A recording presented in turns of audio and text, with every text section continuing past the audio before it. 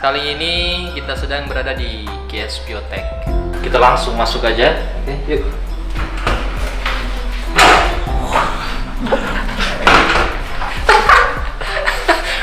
Salah pintu, guys. Kacau. Ini. Kalau untuk tujuannya, awal mulanya itu untuk pengembangan agribisnis, khususnya untuk Green Spaces ID sendiri. Namun, seiring berjalan waktu, tujuannya berkembang menjadi untuk penelitian, terus untuk pelatihan skala rumah tangga, juga untuk penelitian secara umum dari masyarakat umum. Seperti itu. Yang ingin mendirikan perusahaan putu jaringan juga bisa konsultasi ke GS Biotech. Karena di sini harus steril, jadi kita gunakan jas. Pakai jas, guys. Biar kelihatan seperti ilmuwan gitu, barangkali cocok. Ini Anthurium clari dari biji, dia langsung tumbuh menjadi satu tanaman utuh. Sebelum melanjutkan video ini, yuk sama-sama dukung channel ini dengan like, komen, dan subscribe untuk kamu yang belum subscribe. Jangan lupa nyalakan lonceng notifikasinya juga ya, agar kamu menjadi orang pertama yang dapat menikmati update video terbaru dari kami. Terima kasih.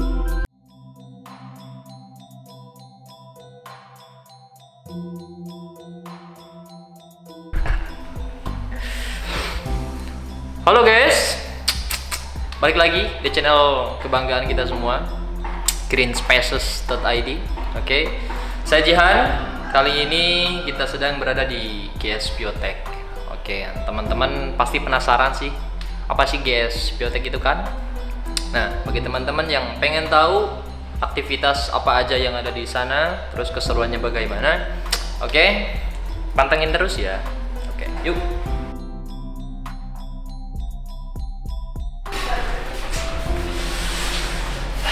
Oke guys, kita sudah sampai di depan pintunya. Kita langsung masuk aja. Oke, yuk.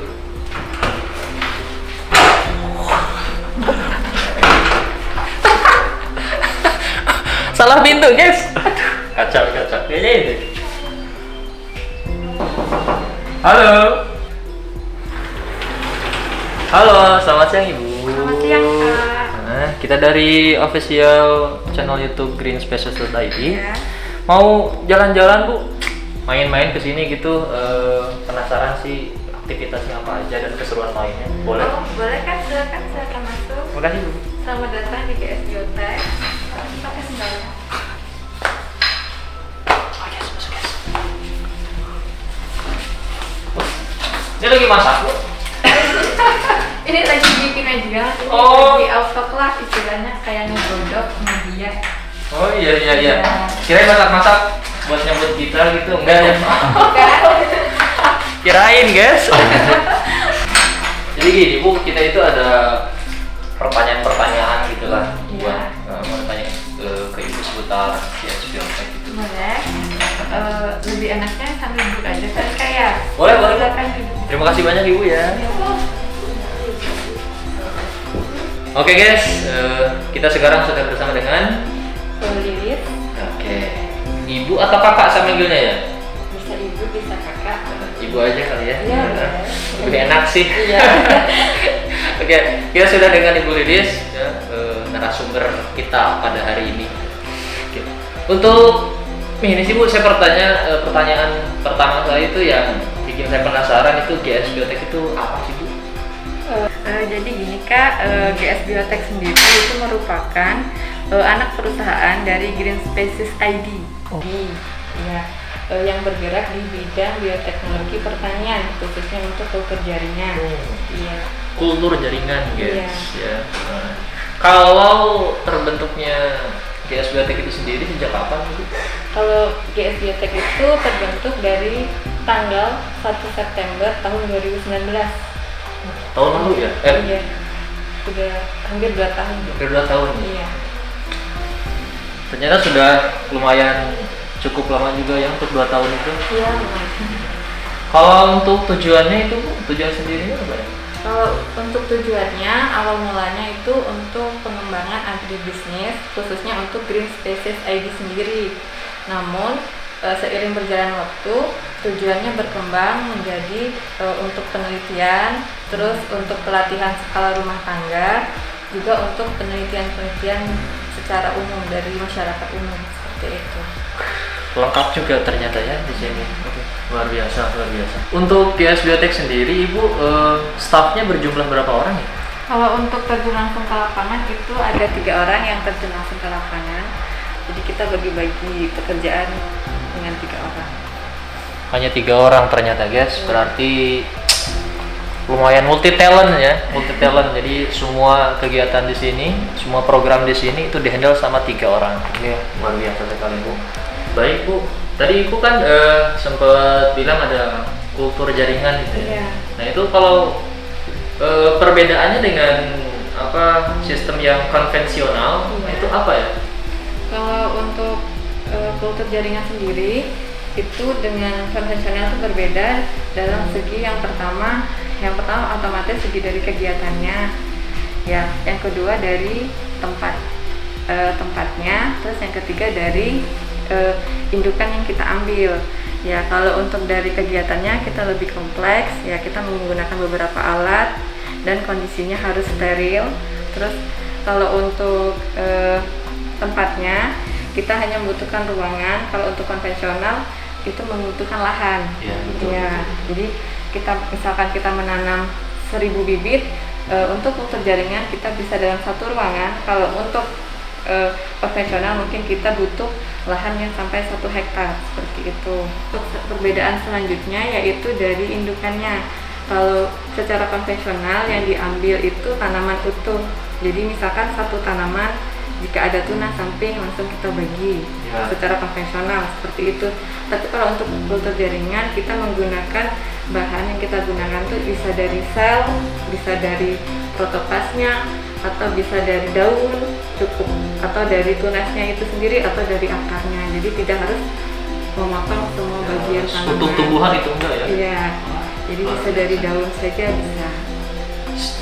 Dari daun saja guys, satu daun bisa Bu ya? Iya. Satu daun itu bisa jadi banyak tanaman nanti hasilnya ya.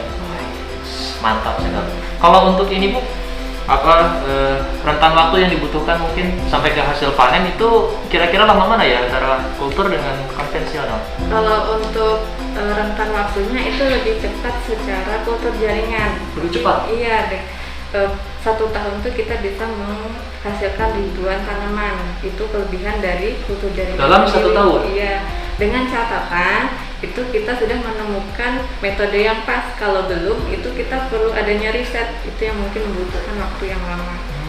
Kalau metode itu sendiri mungkin dari jenis tanaman satu dengan yang lainnya apakah sama atau beda-beda? Untuk metodenya beda-beda. Beda-beda? Iya, karena kondisi tanaman satu dengan yang lainnya itu berbeda. Dan satu tanaman juga kita bisa menggunakan metode yang berbeda apabila kita ngambil calon ekspannya itu yang berbeda juga. Misal dari daun dia menggunakan formula yang berbeda, dari tunas menggunakan formula yang berbeda sesuai dengan tujuan kita. Kalau untuk pelatihan sendiri yang Ibu sebut tadi 1 bulan 2 kali ya, iya. 1 bulan 2 kali itu untuk satu pelatihan membutuhkan waktu berapa lama? Kalau untuk satu pelatihan kita 4 hari, mengadakan 4 hari. 4 hari? Iya, 4 hari pelatihan karena disesuaikan dengan kegiatan di laboratorium. Ya, jadi banyak tahapan yang harus disampaikan dan diberikan. Jadi tidak hanya materi, kita juga praktik. 4 hari itu selesai? Iya, 4 hari selesai. Dan bisa konsultasi bagi yang ingin mendirikan perusahaan kultur jaringan juga bisa konsultasi ke GS Biotek. Dan Bu, kalau bagi teman-teman yang jauh nih mungkin di luar Bandung iya. atau nggak tahu lingkungan di sini kayak gimana gitu ya, untuk yang jauh-jauh lah pokoknya yang pengen ikut pelatihan di sini, itu mungkin ada fasilitas yang disediakan atau tidak? Kalau untuk GS Biotek kita menyediakan sewa kamar, lebih ke sewa kamar sih Kak ya. Tapi kalau untuk fasilitas pelatihan sudah sesuai dengan biaya, sudah ada tertera di kegiatannya. Kalau untuk kita sewa kamar di sini. Ya. Jadi bagi teman-teman yang tertarik nih pengen ikut pelatihan di GS Biotek, jadi jangan khawatir ya. Mungkin yang jauh dari luar kota Bandung ya, jangan khawatir untuk tempat ya, karena GS Biotek sendiri itu menyediakan kamar khusus untuk orang-orang yang ikut program pelatihannya itu ya. Saya penasaran Bu, ini kan di sini peralatan banyak ya, terus ruangan juga terbagi jadi beberapa. Saya pengen ini Bu, pengen tahu aktivitasnya sih apa aja, terus peralatan-peralatan digunakan juga itu apa aja, gitu. Kalau boleh tahu. Saya pengen jalan-jalan. Boleh Pak, silakan sambil jalan-jalan. Sambil saya kenalkan alat-alatnya, sekaligus menjelaskan aktivitas. Jadi untuk kultur jaringan sendiri itu dibagi menjadi beberapa aktivitas atau kegiatan yang di mana satu sama lain itu saling berurutan. Jadi harus punya urutannya. Yang pertama yaitu persiapan media dan alat tanam. Untuk persiapan media itu meliputi cuci botol. Jadi di sini ada wastafel yang kita gunakan untuk cuci-mencuci mulai dari botol, alat tanam sampai tanaman yang akan kita gunakan sebagai ekstran. Ya. Untuk selanjutnya yaitu pembuatan media seperti yang kakak lihat ya. Ini media yang akan kita proses. Nanti setelah diproses akan digunakan sebagai media tanam untuk proses selanjutnya. Ini lagi proses sterilisasi media. Ini alat yang kita gunakan, autoclave. Istilahnya autoclave ini dia bekerja untuk membunuh mikroba atau untuk membunuh kontaminasi, yaitu berupa bakteri jamur di suhu 121 dengan tekanan 1 atm. Ya. Jadi emang dirinci semungkin itu untuk membunuh kontaminasi. Ya. Dan ini hasilnya Bu? Kalau ini belum di autoclave ini. Oh belum? Iya. Yang di dalam nanti setelah di autoclave kita masukkan ke ruang steril. Oh jadi yang di dalam itu botol-botolnya? Iya, yang sudah berisi media. Jadi ini disebut dengan proses sterilisasi, yaitu proses pembunuhan kontaminasi. Kontaminasi itu bisa bakteri, bisa jamur. Dia ada di sini. Namanya autoclave. Diungkep gitu guys ya? Iya. Mirip-mirip ayam presto ya? Iya.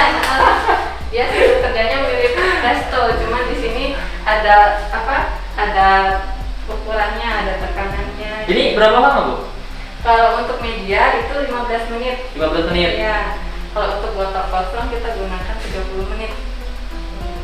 Jadi botol kosongnya juga, medianya juga? Iya. Jadi sebelum dipakai botolnya kita sterilisasi dulu, baru boleh dipakai isi media. Setelah itu baru medianya yang di autoclave. Oh Ibu, saya penasaran ini sama botol-botol yang ada di sini. Oh iya. Itu kan, ini boleh saya pegang, boleh? Oh iya, boleh. Nah, ini kan Bu, dalamnya itu apa? Jelly gitu ya? Iya, itu memang agar yang kita pakai. Ini tuh gunanya buat? Kalau agar itu sendiri kita gunakan buat istilahnya nancapin tanamannya. Oh, media tanamnya pakai agar.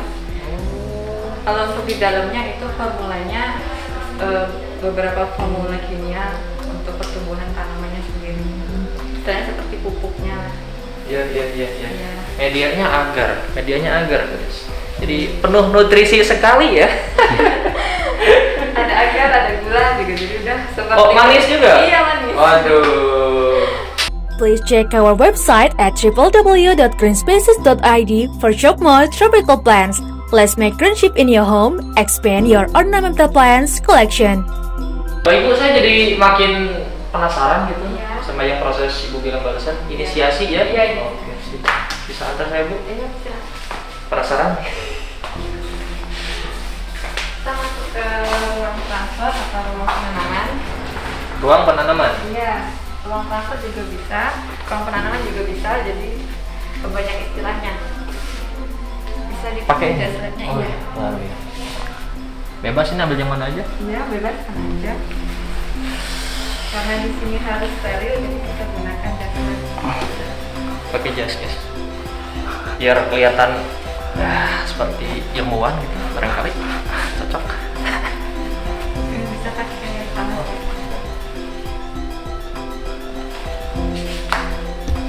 Pertama apa nih Bu? Ini kotak-kotak besar apa? Oh, ini namanya laminar airflow atau kita sebut biasanya LAF. LAF kita singkat dengan LAF ya. Ini sebut dengan kotak steril, jadi di sini proses penanamannya jadi harus steril. Laminar ini dilengkapi sama HEPA filter. Jadi angin yang dihembuskan itu yang steril. Harus benar-benar steril gitu ya? Iya, nggak boleh ada kontaminasi. Kontaminasi tadi yang sudah saya sebutkan, yaitu bakteri sama jamur. Iya, iya. Karena nanti kalau ada kontaminasi, tanamannya nggak tumbuh, dia kalah sama pertumbuhan jamur sama bakterinya. Oke. Jadi tanaman yang masuk ke sini itu, Iya. dia udah diganti medianya sama itu? Iya. Oh. Iya. Bisa Dari disebut proses inisiasi yang karantina tanaman juga? Iya. Buat sterilan. Siap-siap. Berapa lama biasanya tuh steril tanaman itu? Untuk sterilisasi tanaman biasanya butuh 1 hari. 1 hari sudah cukup? Iya, 1 hari. Jadi prosesnya 1 hari kita sterilisasi, kemudian kita tanam di lab yang sudah steril, baru kita inkubasi di ruang inkubasi. Kita tunggu pertumbuhannya sampai 1 bulan, 2 bulan, sampai seterusnya sampai kebanyakan dan siap dikeluarkan. Oke, luar biasa. Satu ruangan, satu fungsi penuh dengan alat. Iya. Sip. Nah, alat yang berikutnya Ibu. Nah, kalau ini sama fungsinya dengan laminar airflow, yaitu tempat steril. Kalau kita dulu dengan kotak steril, hanya ini tidak menggunakan HEPA filter. Istilahnya yang lebih canggih itu labnya, cuman harganya tinggi. Ini untuk skala rumahan, harganya tidak terlalu tinggi seperti lab. Oh, iya. Mirip-mirip ini ya, apa? Iya. Inkubator bayi gitu ya. Iya. Iya. Jadi ada buat bisa ada tempat masuk tangan gitu ya. Iya. Sama seperti lab, cuman bedanya dia tidak ada HEPA filter. Kalau ini dibuka Bu ya? Iya, boleh dibuka. Kalau mau dibuka, Gak apa-apa dibuka? Gak apa-apa, saya matikan dulu UV-nya. Nah, lampu UV ini digunakan untuk sterilisasi ruangan di sini. Kita menggunakan lampu UV dan alkohol nantinya. Ini apa filternya? Cuma karena nggak nyalain blowernya, jadi nggak anginnya. Oh. Ada angin. Dari sana, dari belakang ke depan itu ya? Iya. Kalau yang di dalamnya ini Bu, apa? Tanaman juga? Kalau di dalam ini ada aquades, biasanya stok untuk inisiasi tanaman. Oh, sudah disiapkan sebelumnya gitu ya? Oh, di Jadi ini stok. alat-alat yang akan kita gunakan untuk proses penanaman. Oke, ditutup kembali aja. Iya, boleh.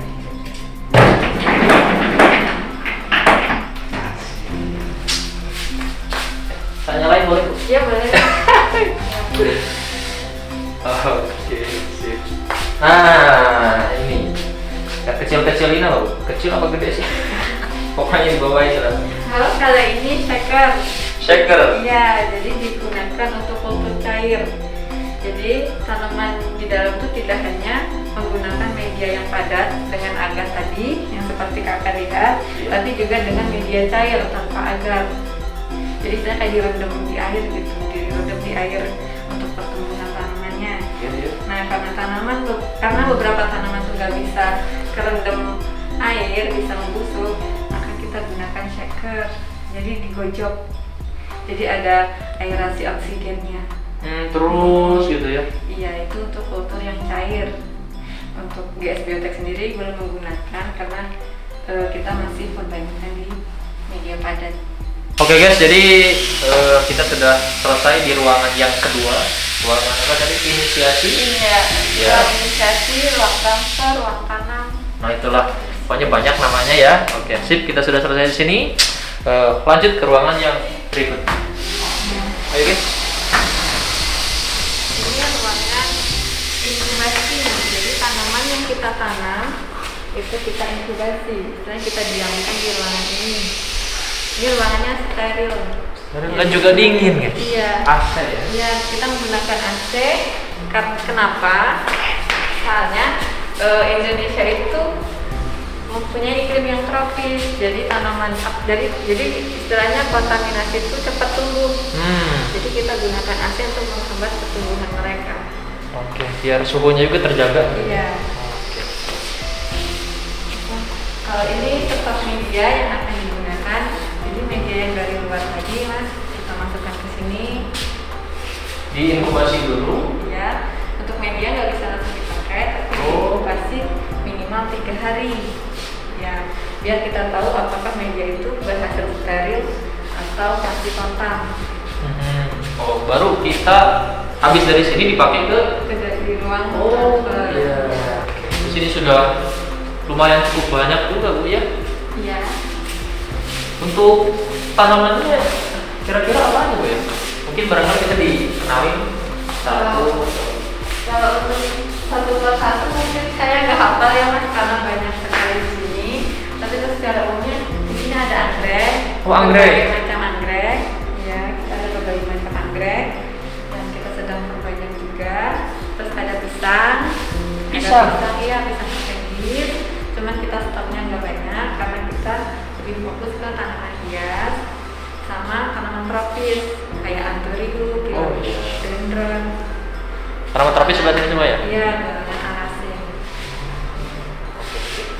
Kalau untuk pertanian mungkin yang jenis-jenis lain mungkin sayuran atau buah-buahan bisa nggak kalau untuk kultur jaringan itu? Oh, bisa. Bisa juga ya? Iya, karena untuk prinsipnya kultur jaringan itu bisa untuk semua jenis tanaman. Ya. Hanya saja berbeda perlakuan, berbeda metode itu. Dan yang lebih diutamakan itu untuk tanaman yang sulit tumbuh sama yang nilai ekonomi. Jadi sebagai jalan keluar buat memperbanyak tanaman-tanaman yang tumbuhnya sulit, ya mungkin langka juga ya. Nah, jadi bisa diperbanyak dengan cara ini. Oh ya Bu, kalau saya perhatikan ini kan banyak lampu Bu ya. Ya. Ini fungsinya juga ada. Ada, jadi tanaman sendiri untuk pertumbuhannya membutuhkan cahaya. Oh, iya. Ya, jadi kita gunakan cahaya lampu. Kalau untuk di alam itu matahari. Ya, kalau di alam itu menggunakan lampu. Oh, iya. Oke. Kalau tanaman yang udah paling awal masuk ruangan ini Bu, yang paling lama ya? Oh, kalau untuk tanaman yang paling lama itu kita anggrek. Anggrek? Iya, jadi untuk anggrek sendiri udah paling awal masuk, sehingga jumlahnya udah paling banyak di sini karena terus diperbanyak. Bisa kakak lihat. Ya, kalau untuk baru-baru ini kita masuk ke tanaman arasin, philodendron dan anthurium. Oke. Kalau dalam satu botol itu Bu, muat berapa banyak ya? Kalau untuk satu botol Yang paling banyak gitu? paling banyak itu anggrek. Anggrek? Di sini yang udah masuk perbanyakan itu anggrek ya Mas. Jadi yang paling banyak tuh anggrek. Satu botol tuh beda-beda. Jadi ada, kalau dihitung mah bisa puluhan calon ya. Kita bisa lihat nih, bisa Satu puluhan botol calon. Iya. Bisa puluhan. Iya, tapi untuk produk yang kita jual itu satu botol kita jarangkan. Jadi ini nanti kita tinggikan dulu baru kita jual. Yang ada 7 tunas di sini, 7 planlet. Istilahnya 7 tanaman. Iya. 7 tanaman. Yes. Iya. Jadi luar biasa guys ya. Jadi kalau kultur jaringan itu dari satu botol bisa sampai puluhan ya. Kalau kita pakai cara konvensional ya mungkin untuk menghasilkan puluhan itu kan lebih dari satu botol. Kalau di awal tadi kan Ibu pernah bilang ada beberapa tanaman yang di situ diambilnya dari daun, dari biji. Ya. Saya pengen tahu sih Bu, kira-kira yang diambil dari daun bentuknya seperti apa, atau yang dari biji itu bagaimana gitu? Oh, boleh. Kalau untuk yang dari daun nanti akan tumbuhnya seperti ini ya, jadi pertumbuhannya nanti ke arah kalus, kita sebut dalam kultur jaringan itu kalus, jadi selnya banyak. Setelah itu kita arahkan ke dalam pembentukan tunas, jadi mirip anggrek tadi, nanti gerombol seperti itu. Ya. Ini yang dari daun. Untuk yang dari tunas itu ini bisa lihat ini dari ruas ya, antar ruas. Jadi dia tumbuh dari titik tumbuhnya. Ini yang untuk dari antar ruas, dari titik tunas. Ini untuk yang dari biji. Ya, ini anthurium clari dari biji. Dia langsung tumbuh menjadi satu tanaman utuh. Kalau dari perbedaan itu ada kelemahan kelebihannya nggak? Ada. Kalau untuk dari daun itu kendalanya lebih panjang prosesnya, pembuatan medianya lebih banyak gitu. Tapi kalau untuk dari tunas dia lebih cepat langsung jadi tunas. Itu biasanya lebih banyak digunakan untuk kultur jaringan, yaitu dari tunas. Ya, selain itu juga dari biji juga lebih cepat. Kalau untuk jumlah yang dihasilkan berbeda nggak? Satu tanaman dengan yang lain berbeda, dari daun dan dari tunas itu berbeda. Dari daun lebih banyak, kalau sudah tahu istilahnya sudah tahu formulanya itu lebih banyak dihasilkan. Dari daun? Iya, dari tunas. Kalau dari tunas agak sedikit, gitu. Cuman emang masing-masing bahan itu punya kelebihan. Iya. Ada kelemahan sama kelebihannya sendiri. Oke. Mantap, guys.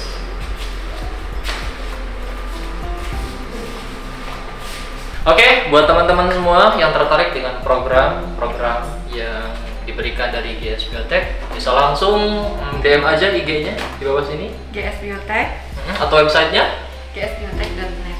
Oke, itu sip. Pokoknya terima kasih juga udah nemenin kita di hari ini jalan-jalan di GS Biotek. Oke, jangan lupa like, comment, share, and subscribe channel kita. Oke, see you next time. Bye-bye. Terima kasih sudah berkunjung di channel YouTube ini. Agar kami bisa terus update dan share video lainnya, yuk dukung channel YouTube kami dengan cara like, comment, dan subscribe channel ini untuk kamu yang belum subscribe. Dan juga nyalakan lonceng notifikasinya ya, supaya kalian gak ketinggalan update video terbaru lainnya dari kami.